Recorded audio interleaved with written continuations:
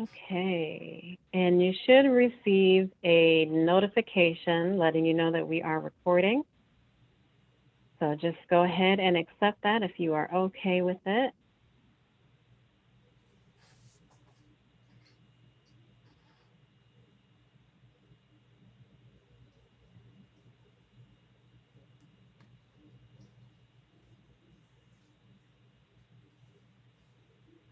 And we'll just give a couple minutes for other folks to join us.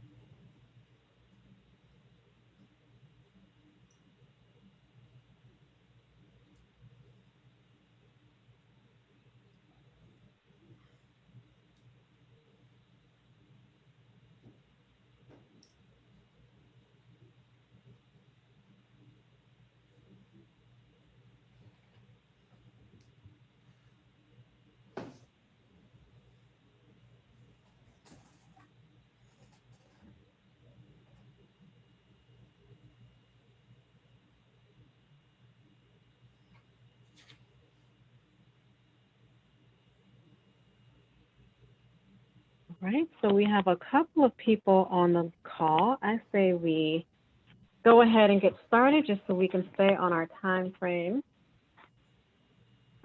Hello, Karen and Margaret. Looks like it's just the two of you for now. Other folks joining in can catch up with us. So thank you for joining. My name is Whitnye Long-Jones, and I am the Community Engagement and Equity Manager for Ohio City Incorporated. And we are so happy that you're able to join us today. I wanted to introduce a couple of folks who are on the call with us. We have Leah Telepak, an Arizona State University volunteer intern at Ohio City Incorporated, who will be monitoring questions and comments. And we also have Judy Hart, an Ohio City Inc. resident, who I would love to explain what has inspired you to spearhead this entire initiative. So Judy, please. Hi, everyone, and welcome tonight. This is the second community discussion on climate change in a series that we initiated back in the fall of 2020.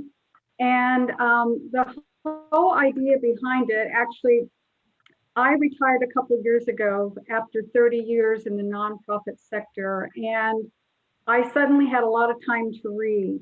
And I spent hours every morning reading the newspaper, and I just became more alarmed as time went on about climate change as I kept reading in the paper and hearing on the news.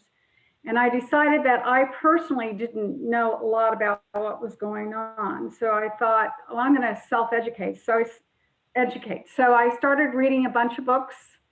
And in one book in particular called Climate of Hope, it's a book by Michael Bloomberg and Carl Pope. Carl Pope is the former national executive director of the Sierra Club. And the book was about what the Sierra Club was doing on a national level to work with state chapters of the Sierra Club in involving city, county, and state organizations in the climate change issues. In particular, they took on the coal industry and developed something called the Beyond Coal campaign, which we're going to hear tonight about from Neil Wagner. And I just want to tell you that I think in light of everything that's happened in the past several years, and with our new administration, federal administration that's in place now, I think that we all have to seriously take or be concerned about what's happening with our climate and our environment. And we need to educate ourselves, and then we need to get involved. So that without, I'm not going to say any more on that. It's just that this is the second in the series. We have a third one coming up, which we'll talk about at the very end of this presentation. Okay, Whitney. Thank you, Judy. Yes, absolutely. And climate change and clean energy, renewable energy is absolutely an important topic. And I want to introduce Chad Stephens and Neil Wagner, who are our presenters for today. So Neil Wagner is the Senior Campaign Representative for the Beyond Coal campaign with the Sierra Club, and Chad Stephens is the Program Coordinator for the Ready for 100 campaign. So I will let the two of you take it away, and I'll share your screen so that you can introduce yourselves and begin the presentation. All right, well, thank you, Whitney. Again, hi, I'm Neil Wagner. I am the Senior Campaign Representative with the Sierra Club's Beyond Coal campaign here in Ohio. It's a long title to describe what I do, but essentially I oversee all of Sierra Club's coal plant, electric utility, and clean energy regulatory work in the state. So Whitney, there we go. And of course, I'm joined by my colleague, Chad Stephens, with the Ready for 100 campaign, who will be presenting after me and do the full I'll let him do his full introduction then. All right, Whitney, can you go to the next slide? Yes, and I will say, Neil and Chad, I am so sorry. It looks like I'm having some technical difficulties over here, so bear with me. Okay.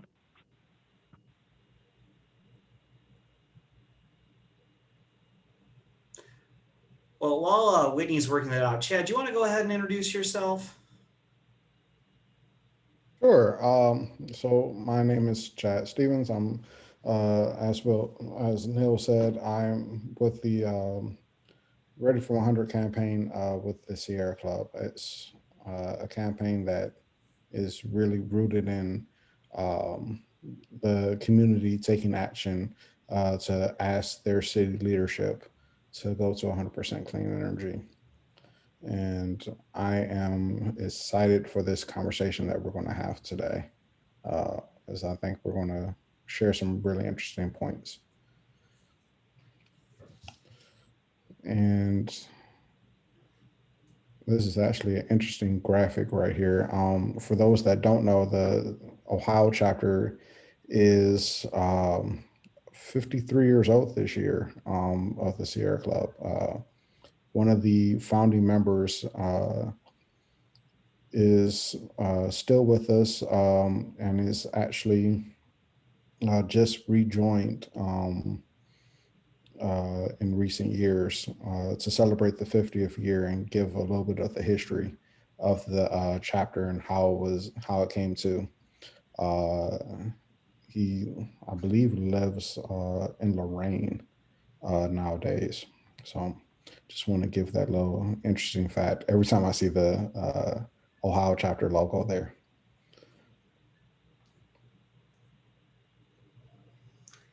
All right, well, thanks, Chad. As we're continuing to kind of work through the technical difficulties here, I'm going to just start off here and talk a little bit about exactly what the Sierra Club is. So a lot of folks, I think, when they see Sierra Club or they think of Sierra Club, they often think we're the calendar organization, right? You go to the mall or you go to a bookstore and you see a bunch of calendars beginning of the year, and oftentimes you see that Sierra Club calendar that has pictures of the natural environment.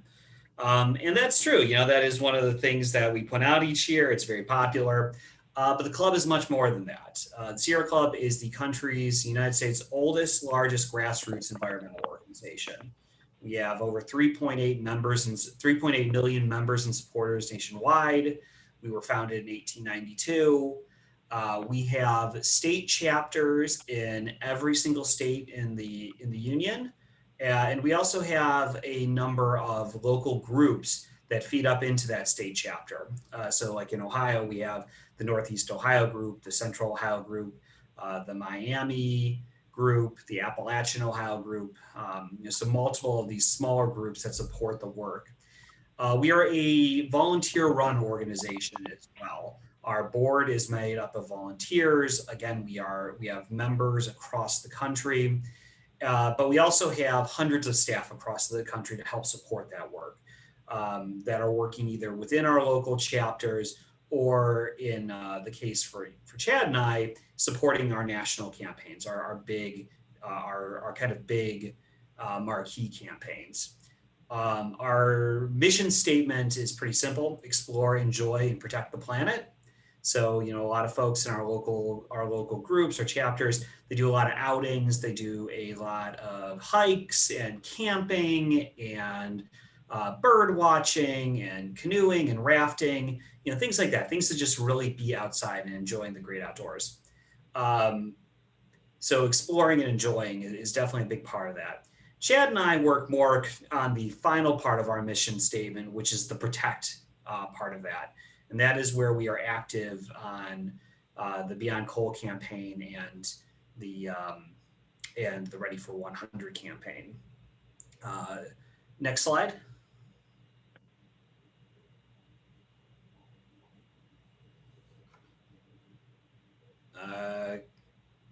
Whitney, can we go to the next slide? So I can see it on my end. Are you all not able to see Yeah, there we the go. slide presentation? Yeah, it looks like there's maybe a delay. Can we go to slide 2? I'm sorry, slide 3. Oh, goodness. I skipped quite a bit, huh? Okay. I apologize, everybody. Let me start this again. Give me one quick second.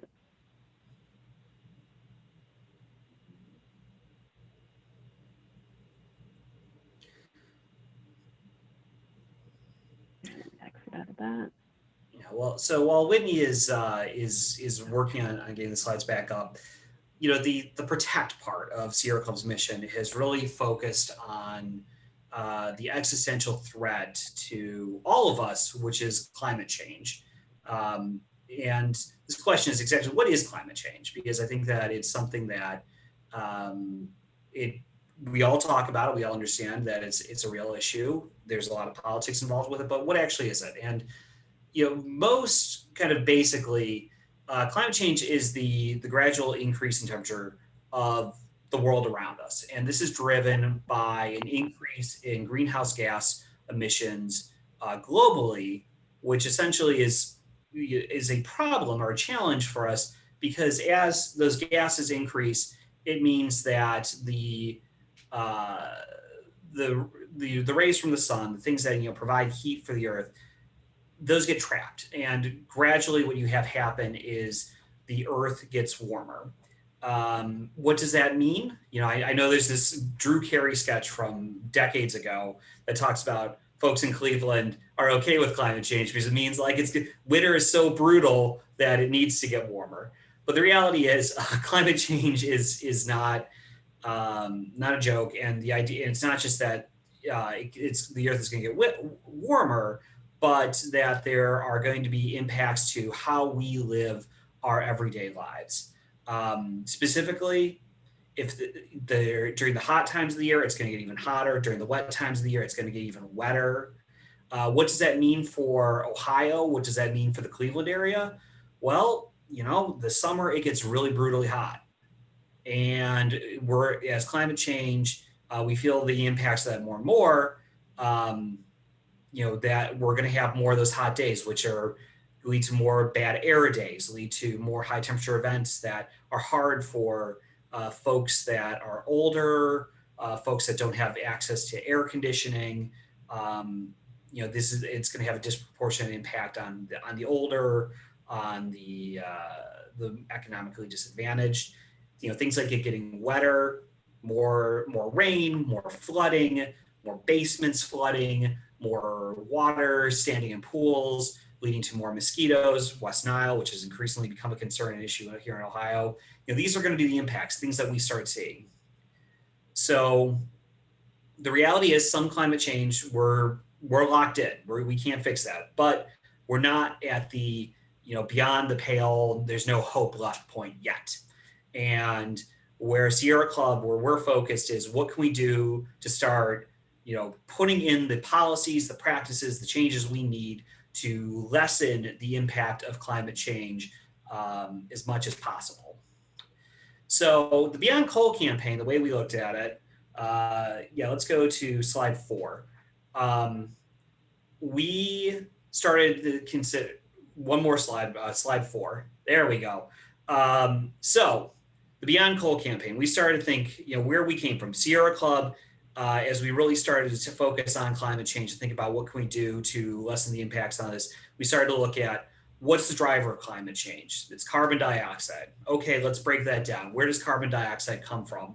Well, it comes from burning fossil fuels. What are the biggest sources of that? And this is where we started to see transportation sector, the electric sector, the industrial sector, residential sector.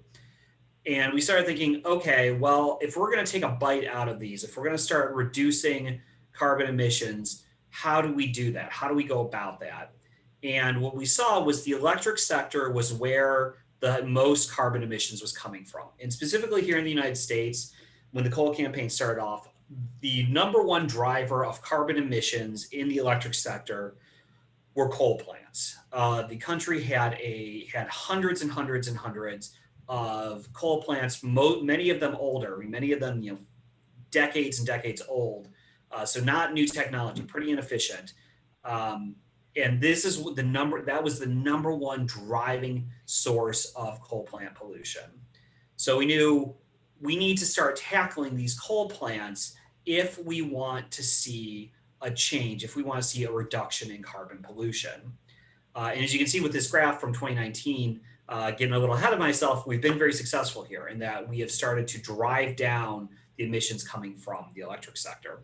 But at the beginning, in the early 2000s, there was a lot of question on whether or not this was even possible, because it wasn't just that we knew that carbon pollution was coming from coal plants and from the electricity generation sector, but at the time in the early 2000s, electric utilities around the country were looking to build hundreds of new coal plants. And if they had built those coal plants, it would have been catastrophic for carbon emissions. It would have been catastrophic for public health and the environment.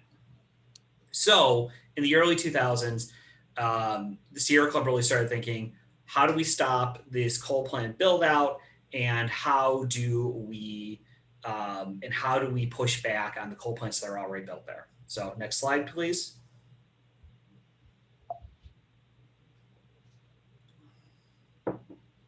All right, so this is where the coal campaign comes in. This was a campaign that was dreamed up as, we know the coal plants are the problem. We know that building more of them is not the solution. It's only going to exacerbate that problem.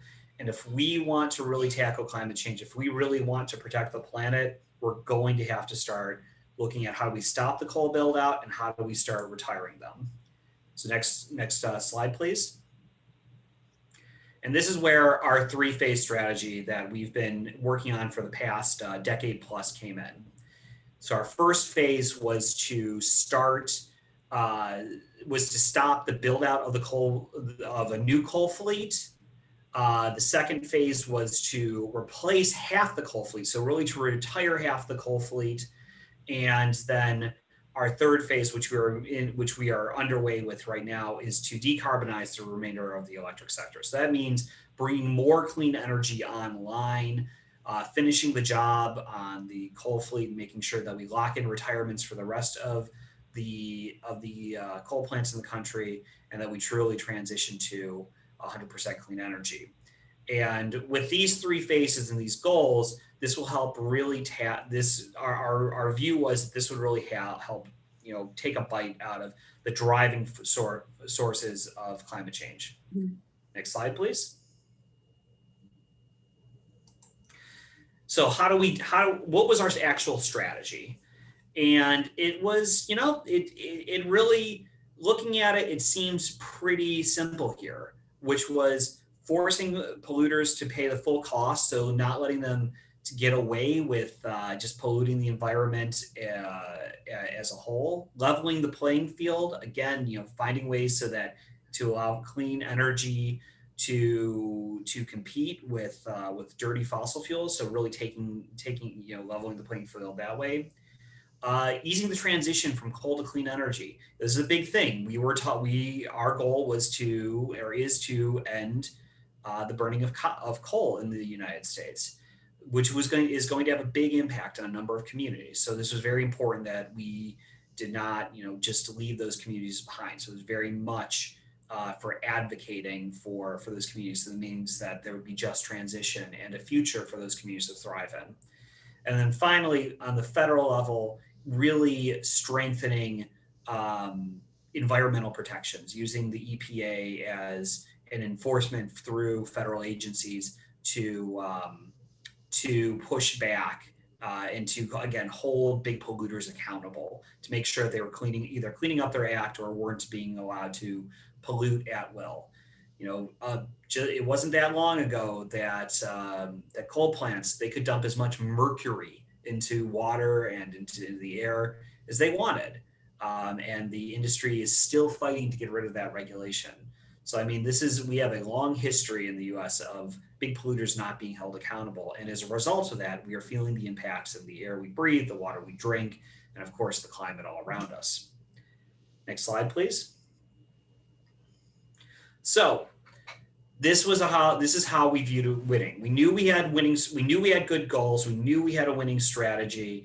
And our theory of change was that between grassroots pressure and good, strong communication, so that means good work with the media, putting out a good, strong message, we would be able to bring in and defend, help create strong new EPA regulations and then defend those regulations. And that we would also be able to engage in the state level fights to push back on the coal industry. So engaging in state public utility commissions and state legislatures and local utility boards to look at the future of the coal plants that are in each state and finding paths to retirement.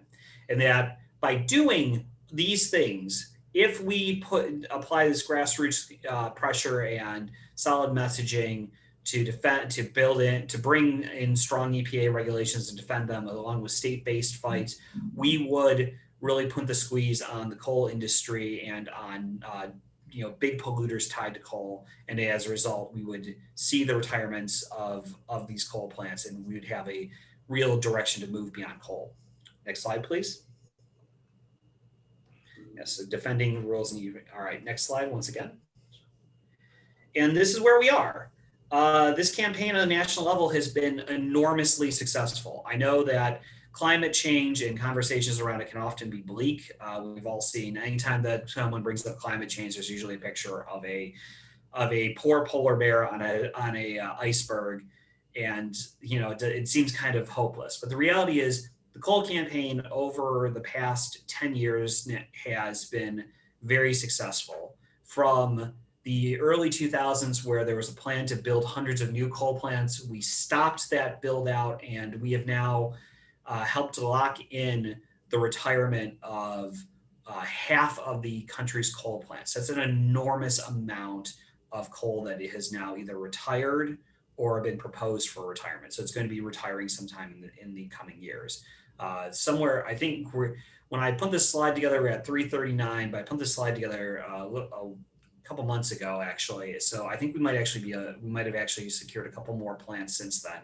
This is a huge amount of coal. And when you retire this much coal, what it means is that it's a huge amount of carbon pollution that's not going into the atmosphere each year. It's a huge amount of sulfur dioxide and nitrous oxide that's not going into the air, making it harder for folks to breathe.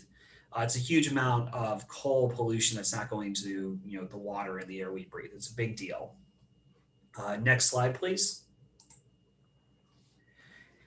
And this is really, kind of the dramatic fall that we've seen. A huge reductions in the amount of pollution coming from coal plants coming from the electric sector going into the atmosphere.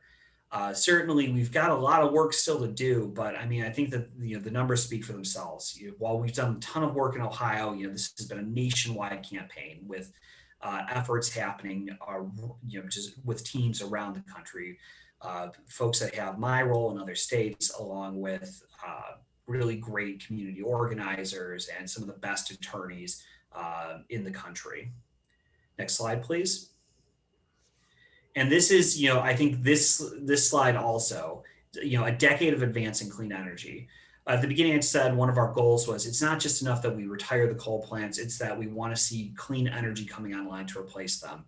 And while we hear a lot from people saying, well, clean energy just can't compete, or it's never really an opportunity, it's really not a thing that can come on and really take up as much room. Well, the reality is last spring, a year ago, what we had is clean energy actually generating more power for the United States than coal.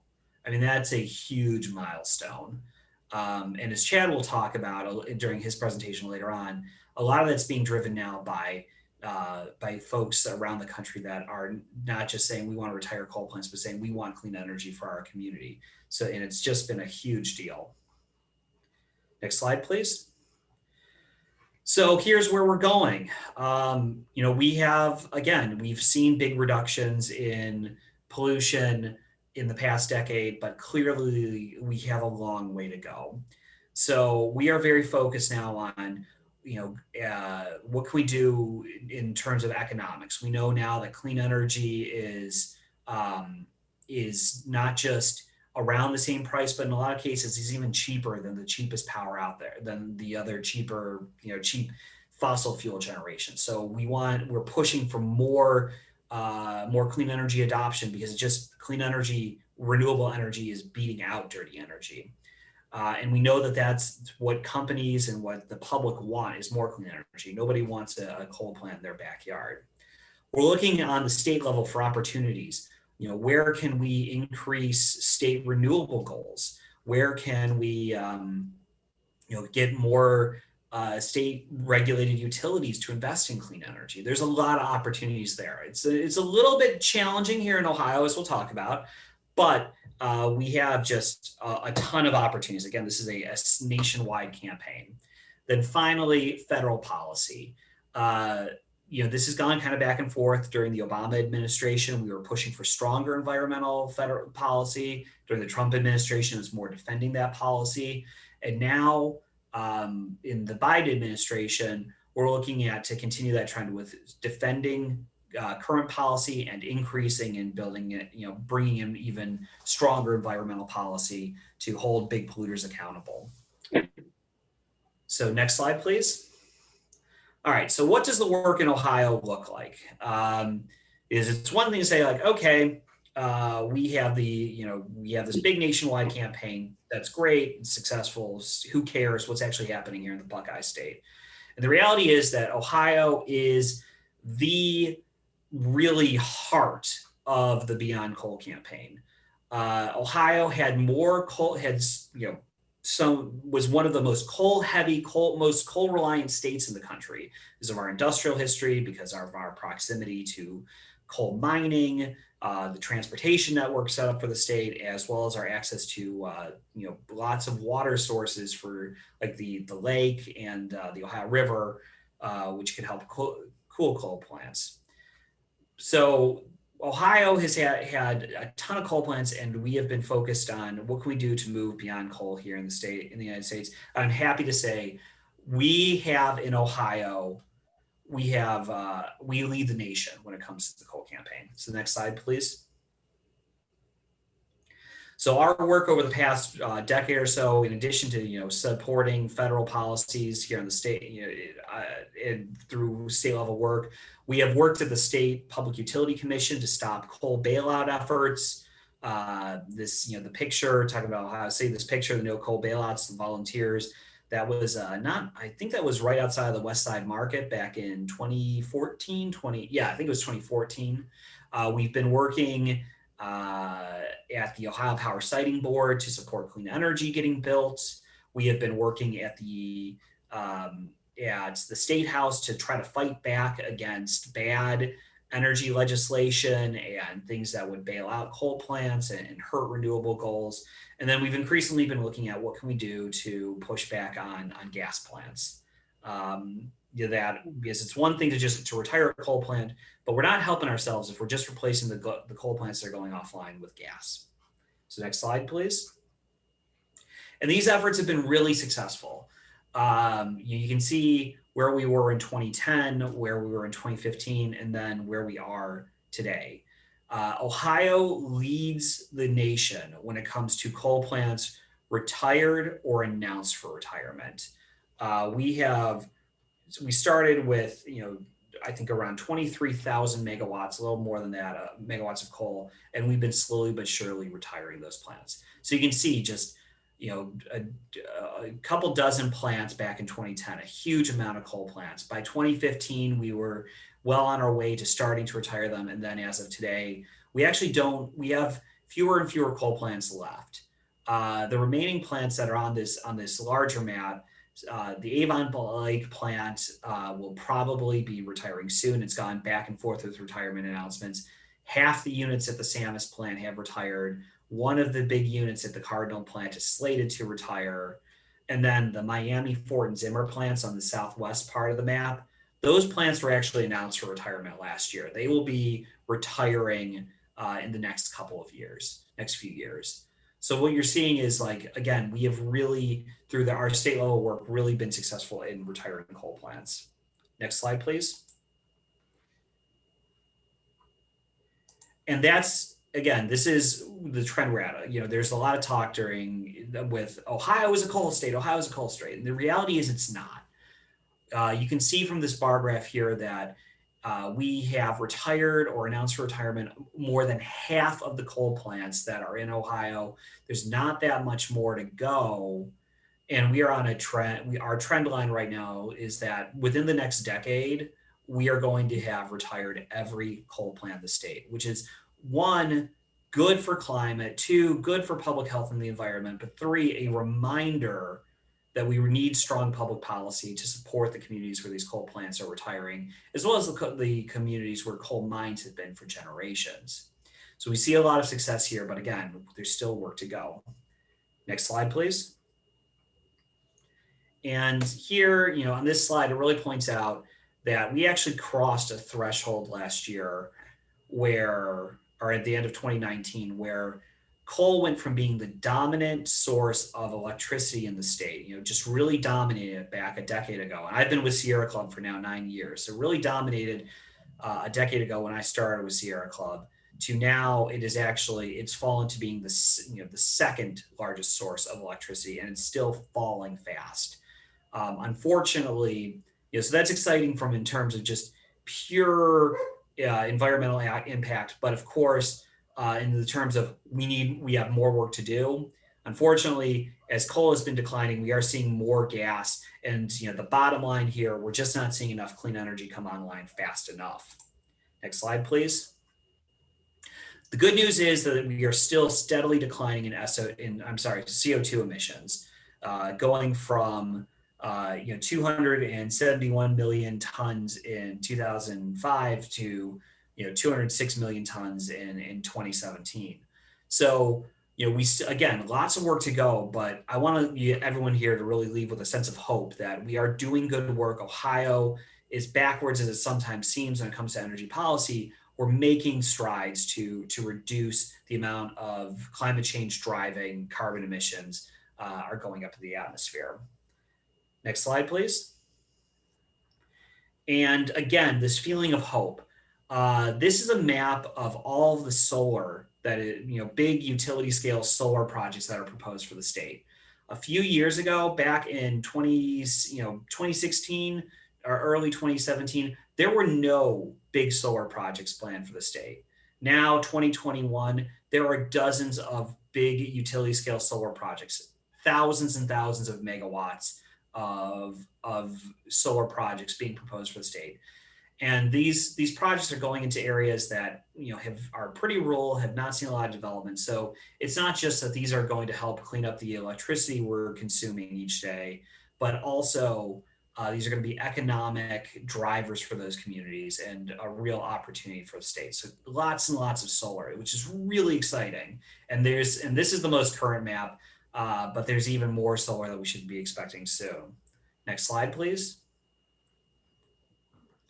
And the same thing has gone, unfortunately, we've had wind energy development has slowed down. Now we have a pretty considerable amount of wind that is being planned. But unfortunately, due to some things that happened in the Ohio legislature back in 2014, this has significantly slowed down. We're hoping to see this change and see wind grow again. But the reality is that between all of the wind that is either come online or is proposed, and with all the solar that is currently under construction or proposed, we will soon have more solar and wind in the state than coal. Then coal even still remains in the state. So we are making really real progress here. And all this data, I have the links I can share to it. All this information comes from the Ohio Power Siting Board, and those links can be shared. Next slide, please. Now, this is unfortunately again, we still have a lot of work to do, and this is where our volunteers are working at the Ohio Power Siting Board and with local communities, because as we are retiring a lot of coal plants and as we are working to bring clean energy online, there's unfortunately a big rush for gas plants to come online as well.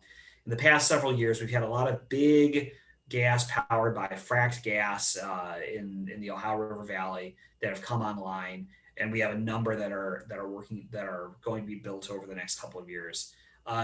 We haven't seen any new proposed plants in the past few years, so it seems like we've hit peak gas. Doesn't seem like we're going to see much more, but it's still a lot of gas that's been built or is in the pipeline, and this is going to be a lot of carbon emissions and pollution going into the air. So we've got more work, and this is kind of like what the future looks like. Again, if we're talking now about the beyond coal. So this is where we're starting to really think about how do we bring more clean energy online, and how do we push back on this gas rush that's happening as we continue to finish the work on coal. Next slide. And then just we'll have this information up again at the end of the slide, but we're always looking for new volunteers. We have great community organizers that are working in the state. We have always lots of opportunities. So good ways to connect. Myself, I'm always available to talk with anyone. Always happy to talk to folks from the Cleveland area. I grew up in the eastern suburbs in Willoughby, even though I live in Columbus now. Cleveland will always be home. So happy to to chat over email, by phone, or you can get in touch with me through my personal Twitter account, which I talk about energy a lot, or through our campaign account, Ohio Beyond Coal. And with that, I will turn it over to Chad to talk about the Ready for 100 campaign. Thank you, Neil. So I've already introduced myself, but we've also had a couple more participants join. So again, my name is Chad Stephens. I am the Ohio Ready for 100 Conservation Program Coordinator. Just going to go over a few things. I'm not going to actually go over all these slides tonight because I know that there's a large appetite for some Q&A a little bit later. So, but I will touch on each of these topic points. So Cleveland and clean energy. It is it's a wonderful history because most folks do remember or at least learned about Cleveland's toxic history with the river catching on fire and just how many pollutants we put into our waterways. And the important thing that I'm actually going to go back here for a second, is that when it caught on fire for that last time, Mayor Stokes was instrumental in making sure that that was the last time that Cleveland would not be seen as the burning river city, or would not be home to the burning river city. And he personally went to DC and lobbied to get the EPA started, because there had to be more than just a city level and state level regulation to stop this type of mass pollution. So I always want to highlight that. I always want to take that time to let people know the EPA was started by a Black man in Cleveland, due to disastrous effects of just blatant pollution. So why clean energy in Cleveland? We know that Cleveland has had a long history, and one of the slides that Neil shared, there was a coal power plant by First Energy's coal plant right off of the lakeshore, off of in the 70s, off of 90. So I want to say 79th, that that coal plant sat and polluted into a low-income neighborhood, into that entire low-income neighborhood. That is a source of contamination for homes, causing very terrible air quality. We also have a lead problem in Cleveland. Our lead is not just in our pipes like in Flint, but it's actually in our walls, in the paint chips and the ground around many of our homes. And it's airborne as well because of its location and getting ground up from people going in and out of homes and things like that. And especially anytime somebody digs near a home, you have an opportunity to re-aggravate and expose all of the lead chips that were once settled after being buried. So we have that as a major problem within the space. So I really want to highlight the opportunities for renewable energy, because if we don't take the opportunity that we have at this precipice, then we lose the opportunity. Neil mentioned in 2014 that there was a law written basically to get rid of the wind industry. Even when that law goes away, it's going to take a really long time and a lot of hard work to get the industry to even get some of the same footing that it once had before that law was written. So we want to highlight that we need to take the opportunity for clean energy now. Cleveland has two energy providers. For those that don't know, Cleveland Public Power and First Energy. This is an opportunity that Cleveland Public Power is supposed to be in direct control from the city government. So that means that the people actually are supposed to be able to hold the power company accountable to the type of energy that it produces. As of right now, that's not the case. And that definitely needs to change. This is, again, an opportunity to really see this is what could be here in Cleveland. The type of residential solar, the type of, the number of actual solar farms, or solar plants, as this particular slide shows. Offshore wind, which is another great opportunity that we need to take advantage of. Onshore wind is, again, we got to get rid of that particular law at the State House.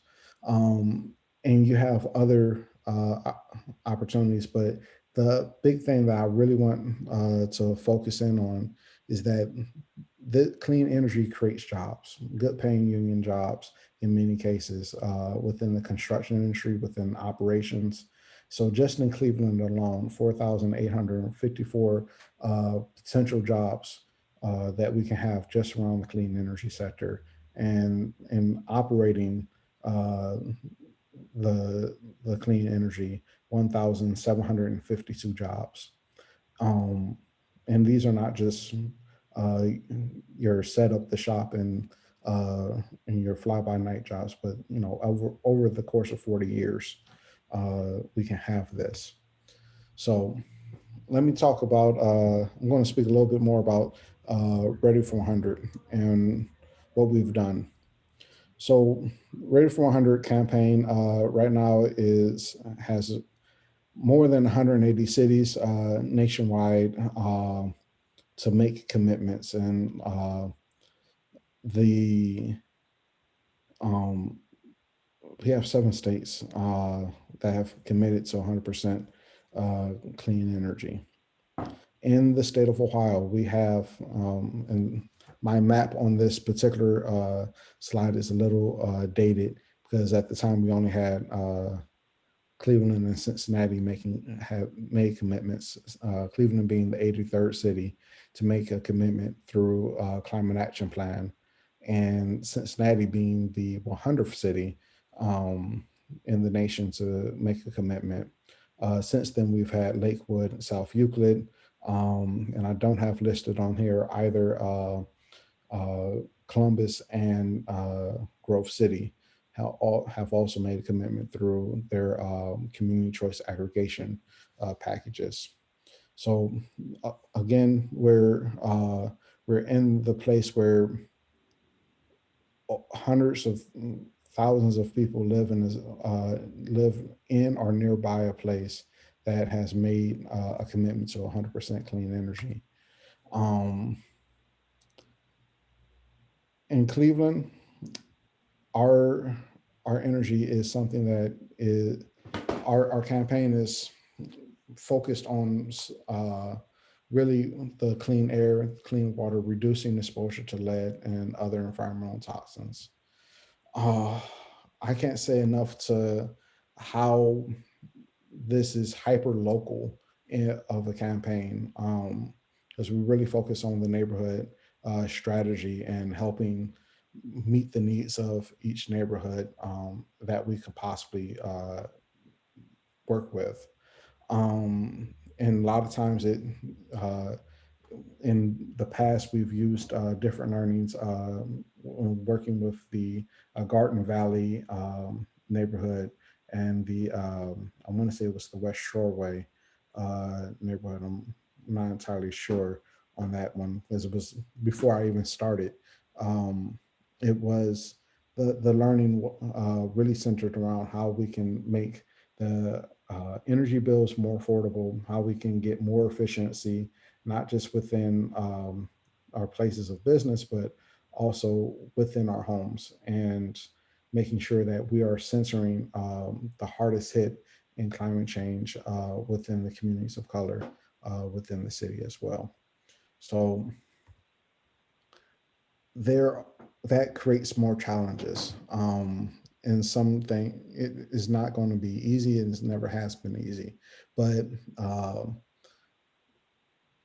the challenge really becomes, how do we tell the story? How do we keep the information viable in front of people, and making sure that people understand that solutions are available. When this was written, our mayor was unsympathetic to the plight of clean energy and really of lead. He's gotten a little bit more sympathetic, but he's still pretty much unsympathetic. But again, here we are with an opportunity in with the next possible mayor, with a slate of candidates that's growing almost every week. I think we're up to 9 at this point of people running for mayor. And we always have, remember who's fighting against us. We have a common enemy, unfortunately, and it's just not dirty energy itself, but Company First Energy is a big player in why we need to be change the landscape. So we're always looking for new ways to fulfill the awareness gap with more education. We're looking for new ways to not necessarily push our current mayor, but we are looking for ways to help influence and push every mayoral candidate. Pardon me, I'm losing my ability to speak, but so we're looking for ways to push them to all of them, no matter who wins. But we know that all of them are going to, even after the campaign, are going to be pushing for clean energy. And that's really what the bigger goal is. So a little bit of the context, the campaign for Right for 100 actually kicked off nationwide here in Cleveland at the City Club, and that it was first announced there. And then the campaign, a couple weeks later, they hired my dynamic predecessor, Jocelyn Travis, to spearhead the campaign in the city of Cleveland. And it was a fantastic drive to build coalitions and to get other organizations involved and get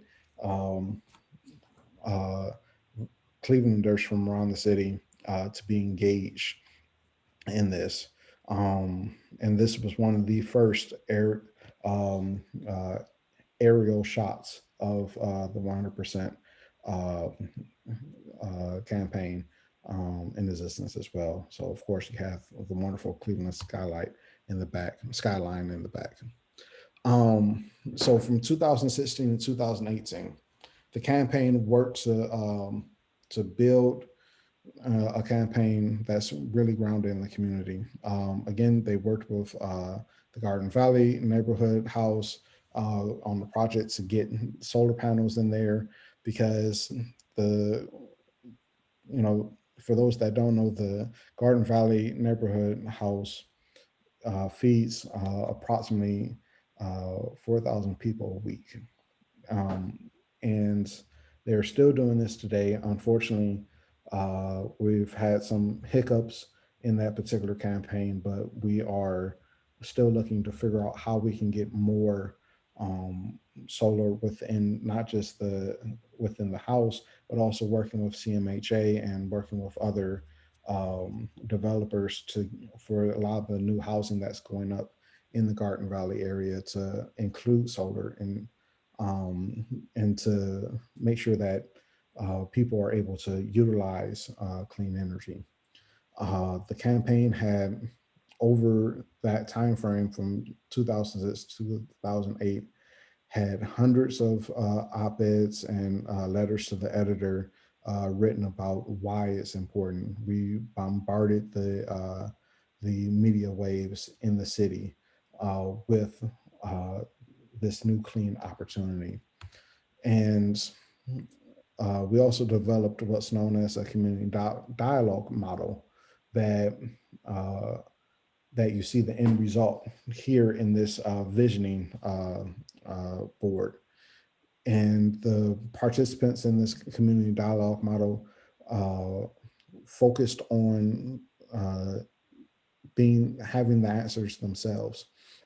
And it has a focus that the community has the answers within itself, and they're able to share their ideas and their thoughts through a guided or facilitated model. And with that model, they were able to come up with what they really saw as the vision for a clean energy future in Cleveland. And as you see here, all of these wonderful ideas emerged, and many of them have taken place and are actually taking effect in their own way. Some have kind of dampened down, but there's others that are still trying to figure out how they can be more action oriented, just based off of that experience. So in 2018, we found out that we got 100% goal inside of the climate action plan, and that's how Cleveland made its commitment. Most cities make a commitment by action of the city council, and and we used to do mayoral pledges as the commitment, but we found very quickly that once the mayor was gone, so was the commitment. They're not as strong of a commitment as we would have liked. So we now try to focus on getting in the city's climate action plans, as well as within the commitments from the resolutions from the city council. So, and even with those commitments, just go back for a second.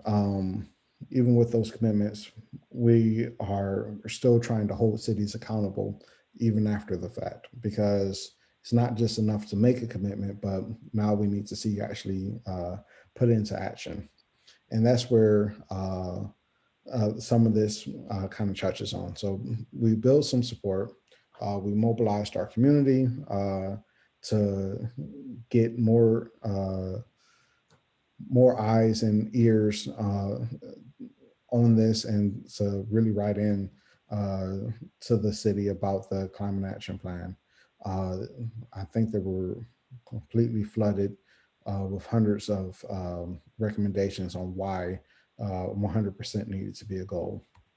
That proved to be very successful. So,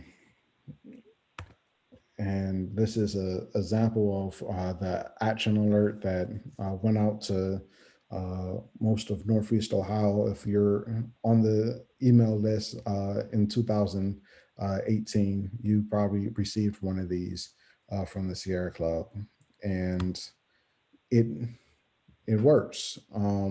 Raising that awareness coupled with the education volunteers that went to every single city council member, helping to educate them on why it was important to go to 100% clean energy.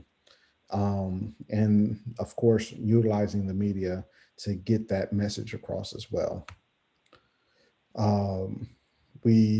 Before the commitment was announced, we delivered over 800 petitions to the mayor's office. And you see a wide array of our volunteers, from community organization leaders like Ivanka Hall, and one of our great ministers, whose name I do apologize, escapes me at the moment. But we have, being able to make sure that this is an inclusive campaign of people from around the city, and that it is an important campaign. We needed to make sure that what message was really being delivered to the city. Just one more shot of that press conference that day. We can skip the digital ads that we utilized, and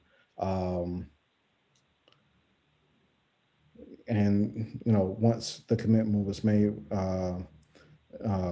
before the commitment was made, we made sure we bombarded the airways with this message. So I believe we have a few moments. I'm going to try to play this video. I've been a resident of Cleveland for a couple of years. Can you all hear this? I grew up in Cleveland, Yeah. long-time residents, and I went to all the public schools in Cleveland. I am a resident of the greater metro area of Cleveland.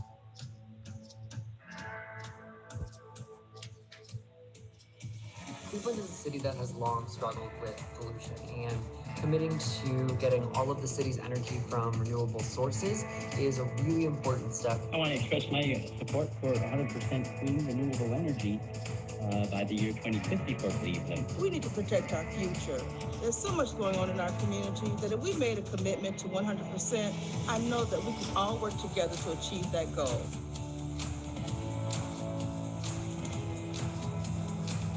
we are just so excited about working with the city of Cleveland. We want to congratulate the city for their leadership in committing to 100% clean, renewable energy. And we just really look forward to working as a team to do what's in the best interest of the city of Cleveland and all of its residents. Congratulations, Cleveland, for wonderful success.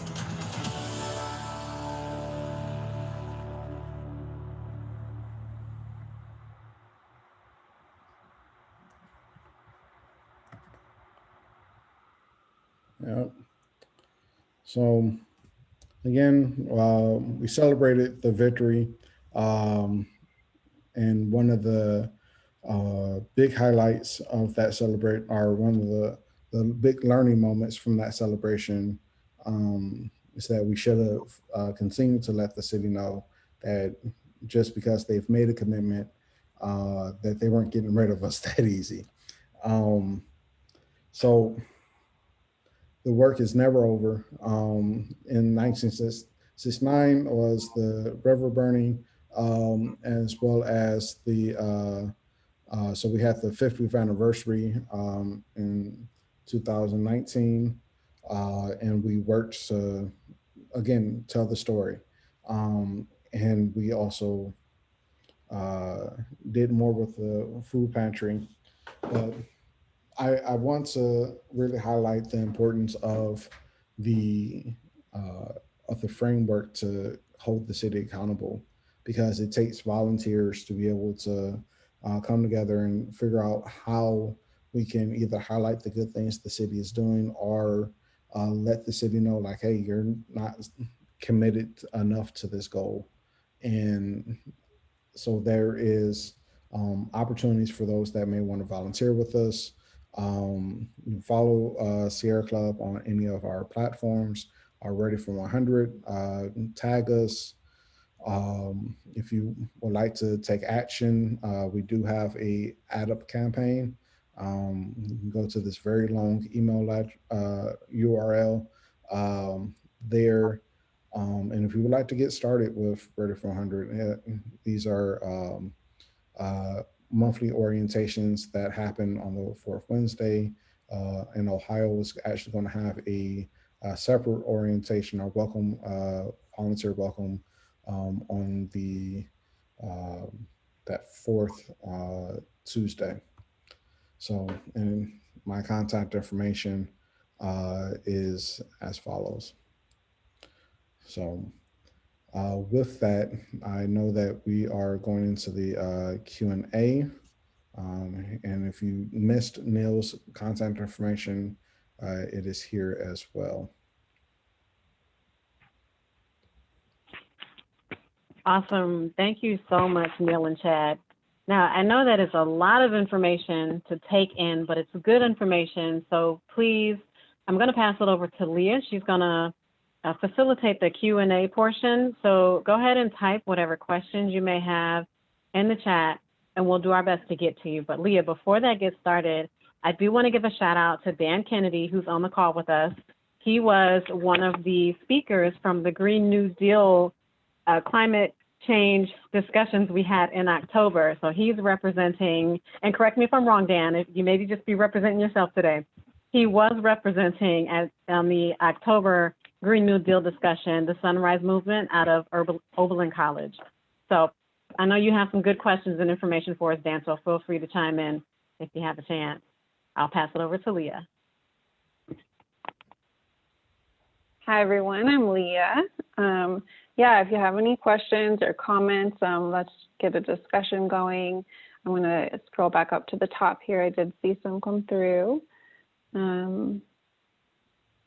So we had one earlier. Why was the percentage drop from CO2 less than the percentage drop from SO2? Yeah, good question. It really has to do with percentage. They're different pollutants, so it's not really an apples to apples thing. The SO2, I mean, the big thing is that, like, it is a significant amount of pollution from both.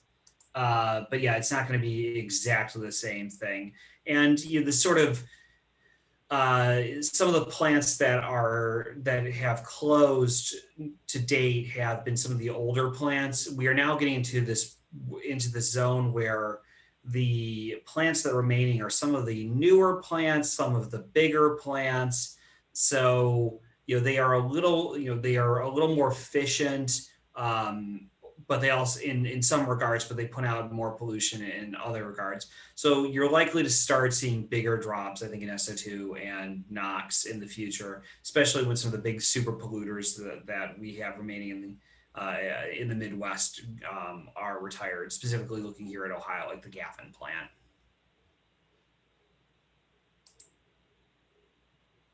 Okay, thank you, Neil. Another question we had, I believe this came in during Chad's presentation. What about city council? Do they play a role? I believe that came in, Chad, when you were speaking about the mayor.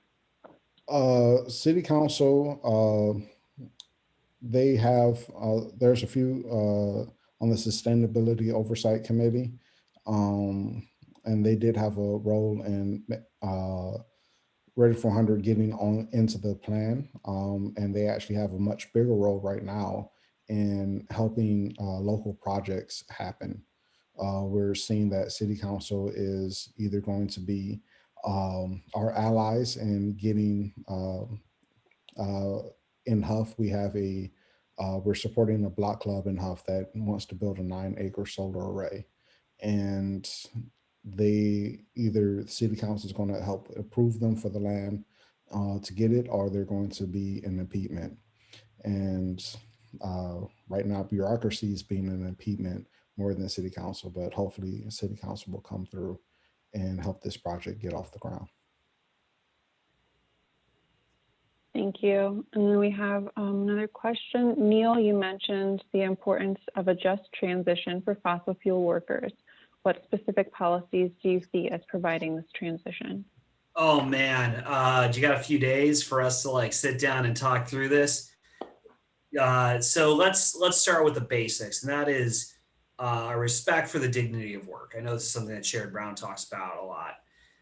But one of the things that has made me just absolutely pull out my hair the past few years is that as coal plants and coal mines are shutting down, are being retired, folks saying well, look at this other industry. It's got even more workers. Why is this bad? Why are we putting so much care about this? And, one of the worst headlines I saw was back in, I think, 2017, when some paper said that, well, Arby's has more workers than the coal industry. Well, that's not the point. So the first thing is just understanding, for a lot of the people who work in the fossil fuel industry, the jobs that they have had associated with this, whether it's working in a mine or working at a electricity generating plant facility, these are generally family sustaining wages. They're union jobs. They're good jobs. They're career jobs. So we need to first understand that at the end of these jobs has a big impact on the community. Are on those individuals and the community. And it's hard to just say, just go and do something different. I think that providing funds to help for job transitions, providing funds for, supporting early retirements for those who are able, jobs for funds for retraining for folks that, are early career or mid-career, that's really essential. There's a lot of cleanup that needs to happen at plants, and decommissioning. So really focusing on making sure that as cleanup and decommissioning is taking place, that workers from the impacted facilities are front and center for being hired for those jobs, I think is a really critical policy. But also just looking at the state level and a holistic approach to the communities themselves. Often coal mines, coal plants, these are the largest tax providers for a community. So, Ohio, where proudly we can say we've had more coal plants retired or announced for retirement than any other state in the country, we have no state policy, no policy whatsoever on what happens to those communities when the plants are retired. So really what we need is state level support to get targeted funding, targeted support to those communities to make sure that essential services are maintained. one facility closing shouldn't mean that you're losing your fire department, you're losing your garbage pickup and your recycling pickup, you're losing your police and EMS services. You're losing your schools. Like, this is a big thing. Like, as plants and mines close, the schools are which are reliant on property tax funding, are highly impacted. When the Killen and Stewart plants closed down in Brown and Adams County, when they retired, those schools went from being in a good economic situation to overnight they were in a financial emergency. And again, where's the state level support? So states like New York have actually implemented a fund that communities can dip into for a number of years to support that and to help bring new investments into the community and make sure that they don't cut any of those essential services and that they can support the impacted workers. Ohio really desperately needs something like that, and it's something that I talk to as many folks as possible, and fortunately hasn't got much. There hasn't been a lot of emphasis on that because it just hasn't been a priority for a number of elected officials. And then I had a question, actually. Chad and Neil, you both can give me your opinion, or whoever wants to take it. But I have heard arguments for nuclear energy, and the case being that solar panels and wind turbines, sometimes you have to clear fields for that. Chad, you were talking about land getting approved for that. Solar panels only live 20, 25 years. So what's your take on that stance? Yeah, it's really easy if you look at it at nuclear and just say, well, the power that's produced is not producing CO2 emissions. But the reality is, like, when you look at nuclear, there's a whole life cycle of nuclear generation that has immense environmental impacts, from the mining of visible materials to the refining of it and to the disposal of it. I mean, up in the Cleveland area, the Perry plant, they are just storing old materials on hand there. And those materials will be there for decades. Realistically, the plan for if that plant retires is to basically put a padlock on the door and sit on it for 40 years and then start to clean up, because that's when the cleanup bonds are going to mature. So there's a real issue with what we call clean energy.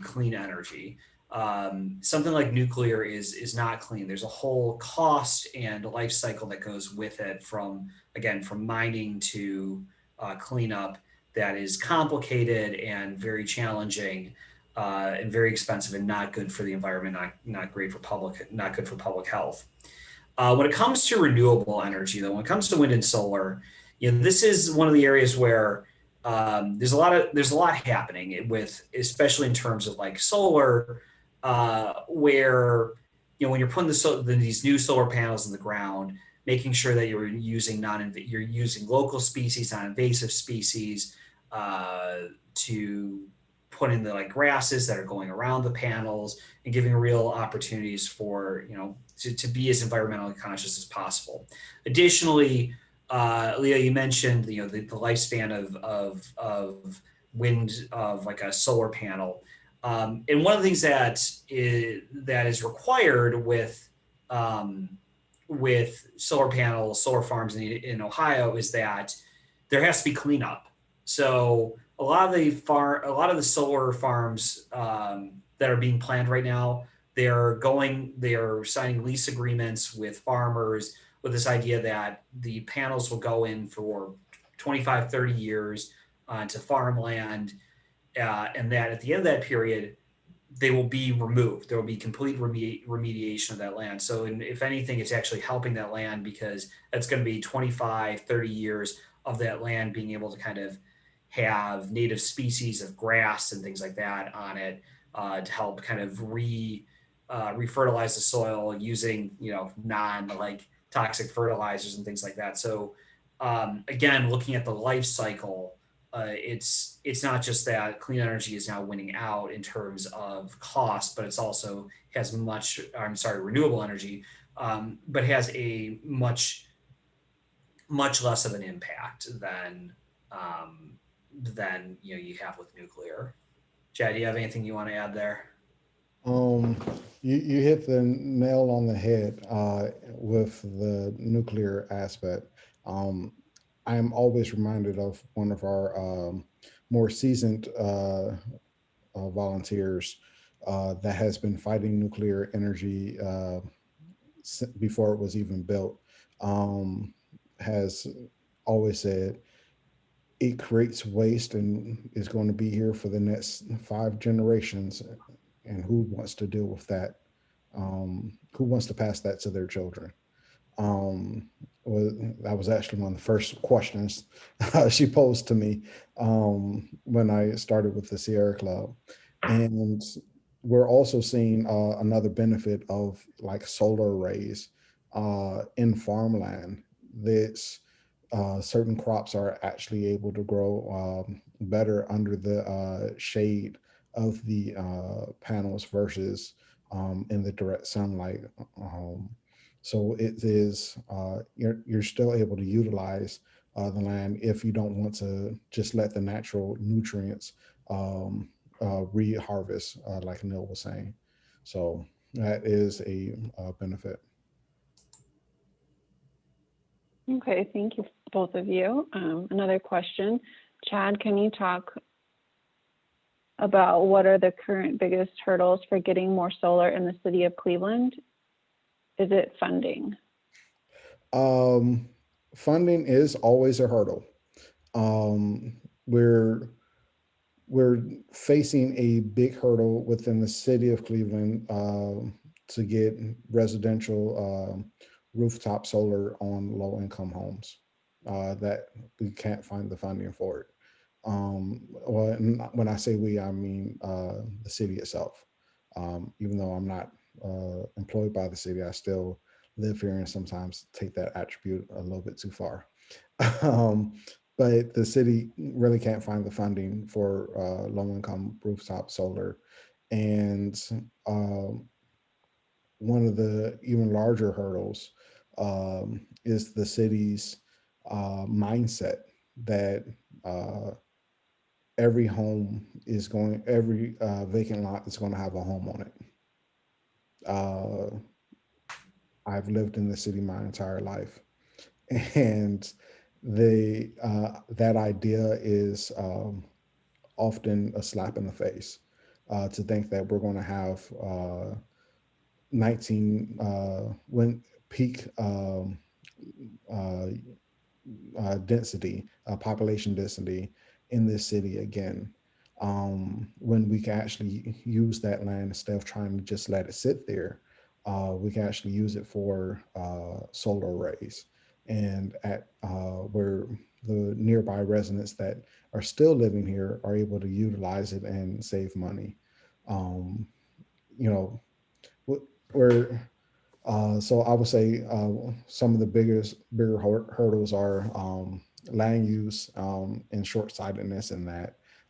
Funding is always going to be an issue, and really a will amongst certain departments within the city to um, look beyond the conventional and dare to dream for something that's bigger and greater.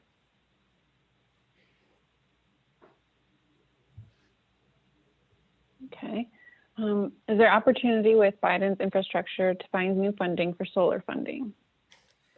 There, there is. There's a lot of opportunity, and I know Neil knows a little bit more about that federal aspect on it.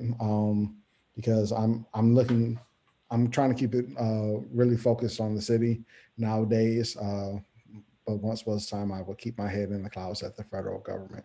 So, but I'll leave that to Neil nowadays. Yeah, this is, I think that the Biden infrastructure plan is going to be one of a real opportunity for clean energy. Um, we have tax credits already that the solar and the wind industry have used to great extent over the years to help build out the industry and really start to build a lot of new clean energy around the country. I think we're likely to see more of those tax credits or extension of those tax credits introduced. And that's really exciting. I think that's going to help clean energy grow.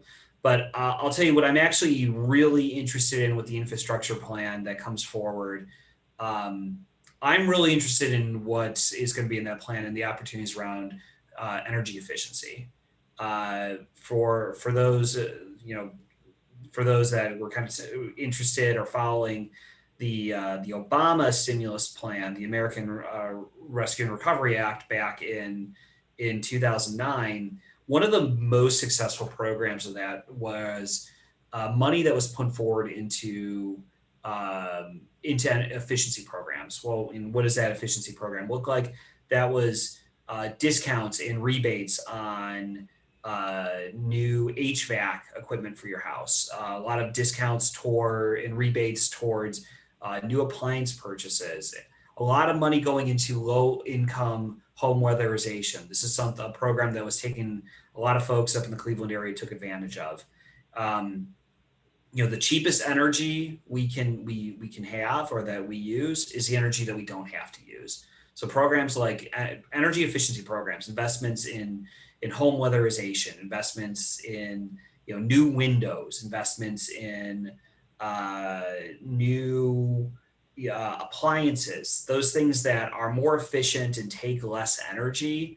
That has again, that lowers the amount of energy you need. It lowers your electric bills. You're doing it on a big scale. It lowers a huge amount of the electricity we need. So things like we don't need as many coal plants. We don't need as many gas plants. So I'm really excited about what we're going to see in this infrastructure plan. And again, we're definitely going to see big things around wind and solar, and that's awesome. But really, money for programs to reduce energy waste, money for low income Americans, so that this doesn't become something that's like, well, I live in the $300,000 home and I can get a new appliance and it's no big deal. No, I want to see money for folks that, for working class folks that, it's going to have an impact on not just like, it's going to have an impact on their energy burden. It's going to have an impact on the environment. It's going to have an impact on public health. And I'm super excited about that. Absolutely. See, when you start talking about energy efficiency is when I really perk up. It's through the energy efficiency bill that when I was at a very low point in my life, just lost my job. I live in a duplex, and my mother had just lost her job. So her being a senior citizen and me trying to take care of her, if it wasn't for the energy efficiency program, our combined electric bills were close to $200 a month. Our combined heating bills were almost $500 a month. When they put in the energy efficiency upgrades, because we were extremely low income, we were in that high energy burden area, because for no other reason than the fact that we live in a 110-year-old home, and inside of the city of Cleveland, on the east side. That program cut our bills in some cases more than half, and we were able to actually not have to worry about keeping on a jacket while the heat's at 80. It was a wonderful feeling to change that narrative. And then you being able to help make sure that my neighbors were able to take advantage of that program has been instrumental. So again, like Neil said, the best energy is the unused energy, the ones that we really don't need to use. And part of that bill, I'm really hoping to see that there will be more infrastructure on that granular level at the individual home level, because our housing stock in Cleveland is old and we need as much of that as possible.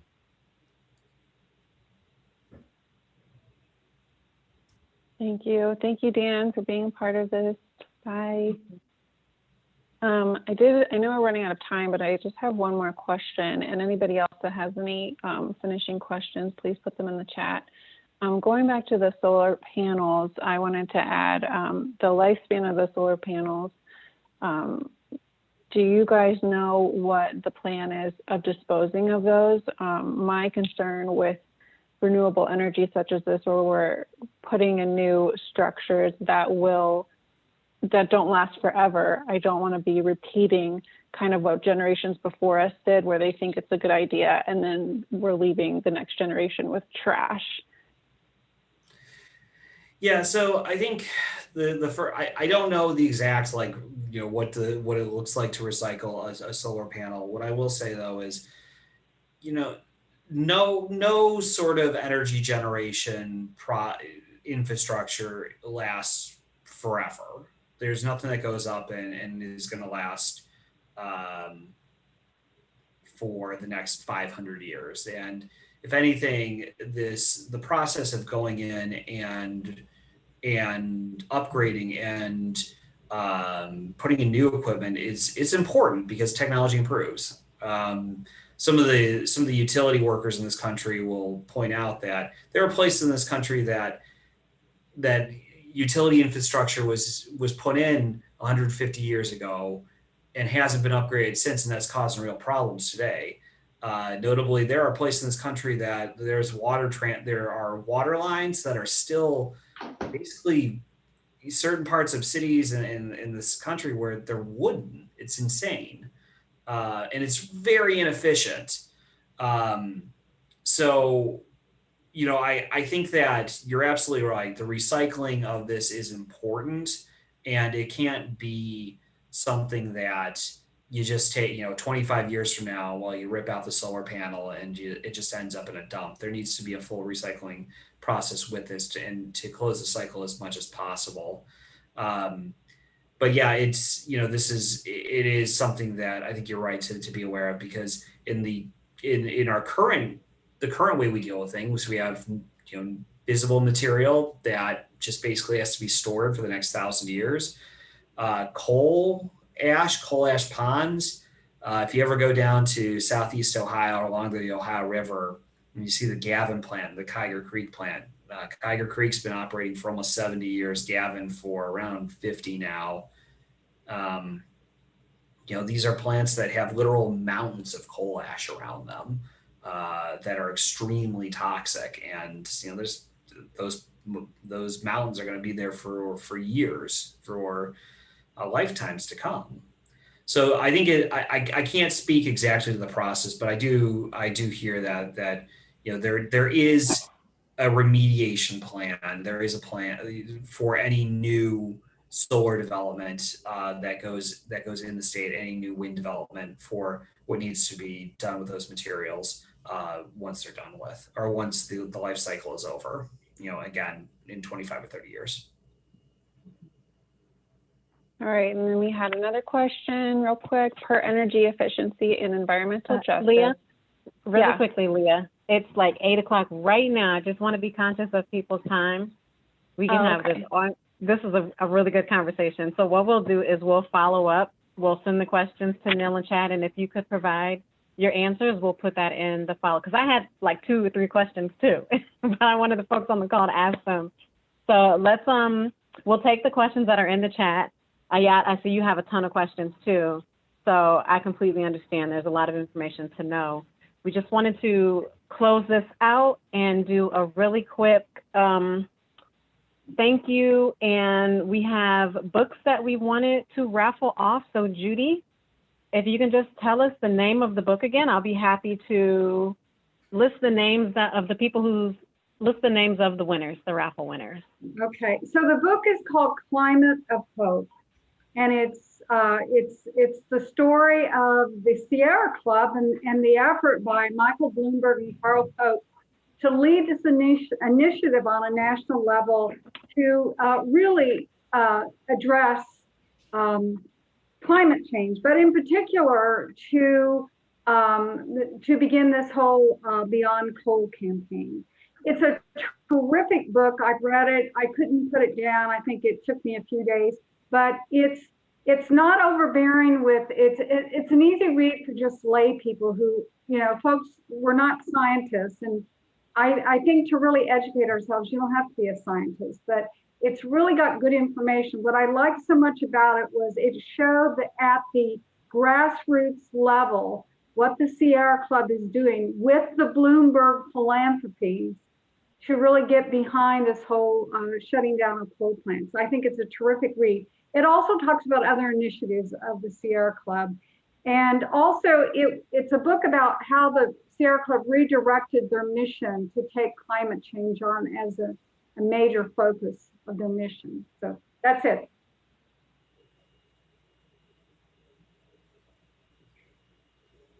I lost you.